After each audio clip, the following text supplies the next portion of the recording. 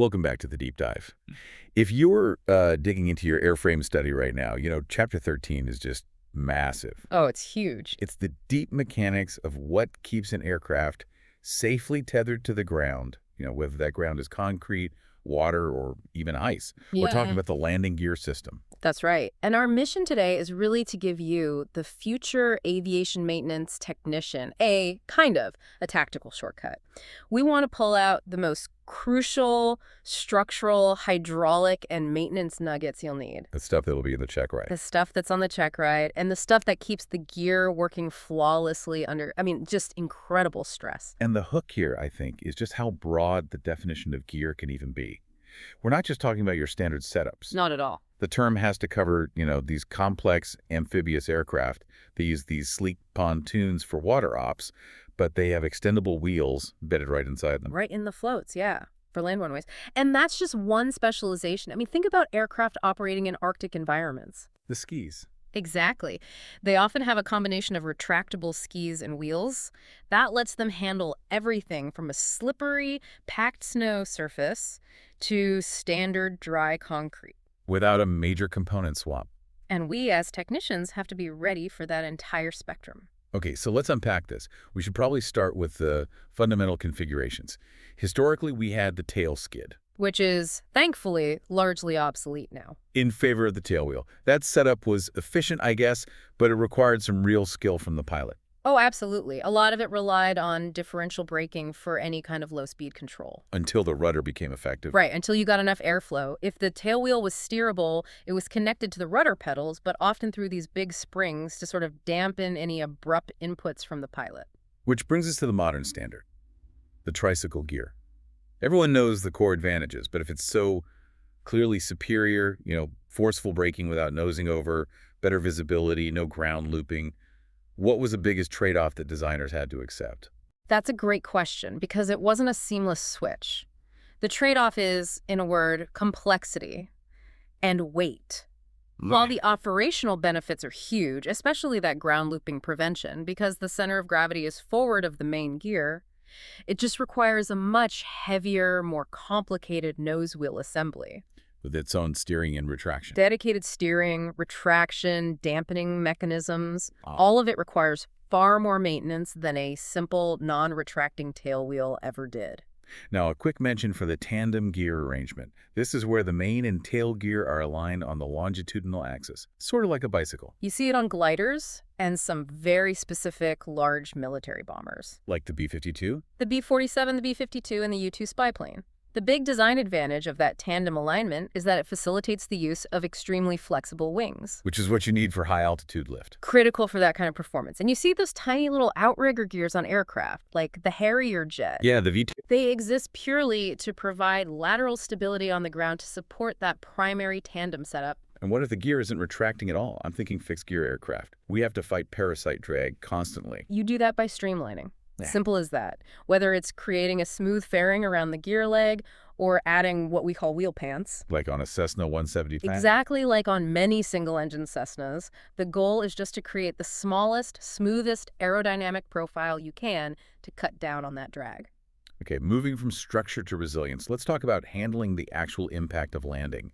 What's the mechanical difference between just simple flexing and, true shock absorption? Simple flexing, which you see in a leaf-type spring gear made of steel or aluminum or even composites now, is just that. It's a spring, it flexes to absorb the force, and then it immediately returns that stored energy right back to the airframe. So it doesn't dissipate the energy, it just sort of bounces it back. Precisely. True shock absorption is about conversion. It converts the kinetic energy of that landing impact directly into heat energy. And that's the principle of the oleo strut.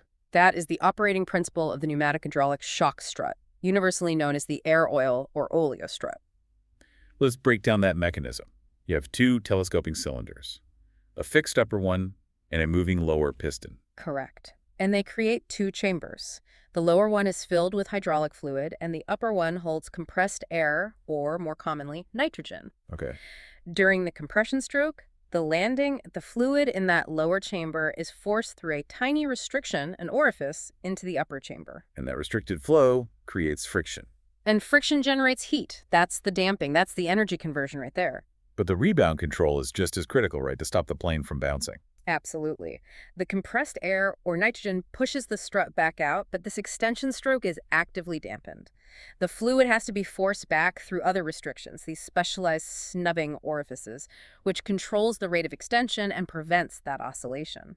From a maintenance perspective, a component that gets overlooked is the torque links, or torque arms. Yes. What's their core function? It's more than just connecting the two cylinders. It is. They ensure the lower piston, the part with the wheel on it, doesn't rotate independently of the upper cylinder. It keeps the wheel aligned straight ahead. Okay. And here is the critical maintenance takeaway for any AMT listening. If you have insufficient fluid or insufficient air in that strut, the piston travels too far and the strut will bottom out. Meaning metal hits metal. Metal on metal, exactly. That shock bypasses the whole damping system and transfers a massive unabsorbed impact directly to the airframe structure itself. Which can cause serious damage. Catastrophic damage. That's why proper fluid and nitrogen servicing is absolutely non-negotiable.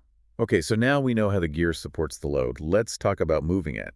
Starting with smaller aircraft retraction systems. Yeah, many light aircraft use an electric hydraulic power pack. It's this self-contained unit with a reservoir, a reversible electric pump, and some valves. So the pilot moves the handle, that reverses the motor's direction. Right. And that pressure moves a shuttle valve to route the fluid to the correct side of the actuators. Yeah. Seems simple enough. It is, but look at the detail. You'll often find restrictors built into the nose wheel actuator ports. Now, why is that? The nose wheel is lighter, I assume. It's much lighter than the main gear, so without that restriction, it would slam up or down much faster than the mains, which could cause, instability or even damage if you slow it down on purpose. So contrast that with large transport aircraft, which are all about engine-driven hydraulics. The key here is strict sequencing. The choreography is mandatory. We introduce components like sequence valves, uplocks, and downlocks. When the pilot selects gear down, it starts with the doors. The doors have to open first. They open first, and only when they are fully open do they physically hit the plungers of the sequence valves. So the sequence valve is like a mechanical safety gate. It is.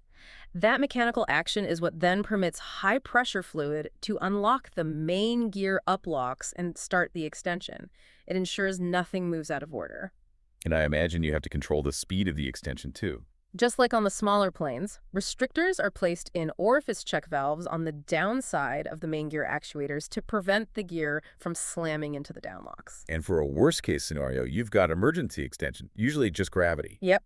Think of the manual handles on a 737 flight deck. Those are just cables that physically pull the pins on the uplocks. And the gear just free falls. It free falls into the extended and locked position, helped along by gravity and air loads. Okay, let's move to ground control. Steering. Small planes have simple mechanical linkage to the rudder pedals, but for large aircraft, hydraulic power is a must. What's fascinating is the follow-up linkage, the system that tells the gear when to stop turning. It's a really ingenious mechanical feedback loop. The pilot's tiller moves a metering valve to route fluid, and that starts the turn.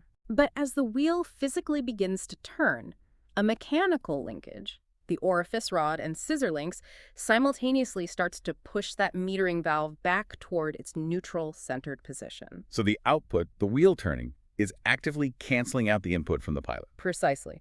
When the wheel reaches the angle the pilot selected, that follow-up mechanism has physically moved the metering valve all the way back to neutral, shutting off the hydraulic flow and locking the gear at that angle. That system must also help manage shimmy, that rapid oscillation of the nose wheel. It contributes, but you still need dedicated shimmy dampers, usually external hydraulic units that control the vibration with restricted fluid flow. It's worth noting, though, that large hydraulic steering systems have what's called inherent steering damping. How does that work? They use a compensator unit that keeps the steering cylinders constantly pressurized, say, to about 100 psi in the return line. That constant back pressure acts as a very effective damper on its own. All right, shifting focus to what actually meets the tarmac. Wheels, tires, and brakes. Let's start with the wheel itself. The inboard and outboard halves are not identical. No, they're not, because the inboard wheel half has to drive the brake rotor. It uses these things called tangs on the rotor that fit into reinforced keyways on the wheel. That's the connection that takes all the braking torque. All of it. And since braking generates so much heat, safety devices are paramount. You have to talk about thermal plugs. or fusible plugs. Fusible plugs, right? They're mandatory on high-performance wheels. They have a core that melts at a specific high temperature, releasing the air from the tire to prevent a catastrophic explosion. And for the AMT, the rule is if one goes. If you find even one plug has deformed or melted, you must replace all the plugs in that wheel, no exceptions. Okay, for us as AMTs, tire classification is just essential knowledge. Can you walk us through the common systems? Sure. For light aircraft, you'll see the Type 3 system. It's 2 numbers, section width dash rim diameter, like a 6.00-6. For higher performance, you move to Type 7. That's nominal diameter X section width, so 26 by 6.6. And the really high-load jet tires. That's Type 8, or the 3-part system, diameter X with rim diameter. And if you see an R instead of that dash, it just means it's a radial tire. Looking at tread, we see some specialized designs, like the chine tire. Tell us why you only see those on the nose gear of certain jets. The chine is that built-in deflector on the sidewall. You see it on the nose gear of aircraft with fuselage-mounted engines. To deflect water. Exactly. On a wet runway, that chine literally throws the water out to the side, preventing it from being sucked into the engine intake and causing a compressor stall. Let's talk brake evolution. The old expander tube brake is pretty much gone now. Yeah, mostly obsolete. Modern systems are all about disc brakes. You started with floating disc brakes, a single disc, but for high-performance aircraft, we had to move to a multi-disc design. Which brings us to segmented rotor disc brakes. Right. Multiple discs, heavy-duty, but the rotors are slotted or segmented. That's not just to save weight. It's designed to dissipate all that frictional heat way faster than a solid rotor could. But the latest and greatest is the carbon brake. Oh, this is where it gets really interesting. The rotors are made of carbon fiber composite. The benefits are just massive. They're a game changer.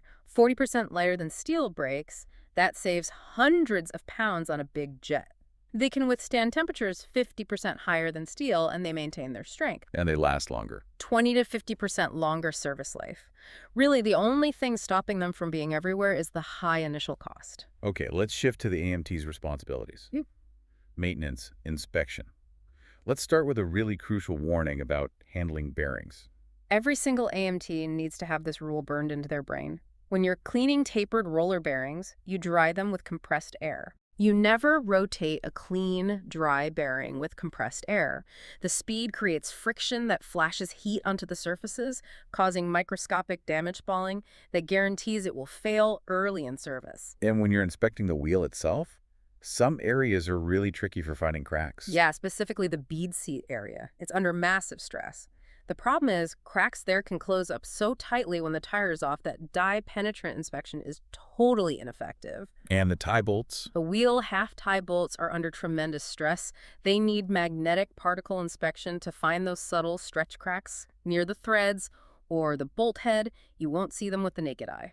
Let's talk tires and foreign object debris, FOD. FOD causes most tire failures, especially on takeoff. It is absolutely the technician's duty to keep the ramps clean. And another thing, if you have an overheating event, say from an aborted takeoff that melts a thermal plug, that tire has to be removed. Because of internal damage. By separation, yeah. And if it's a dual wheel setup, you take both tires off, the mate has been overloaded. Now, checking brake wear is usually a simple indicator pin, but replacing the linings can be very different.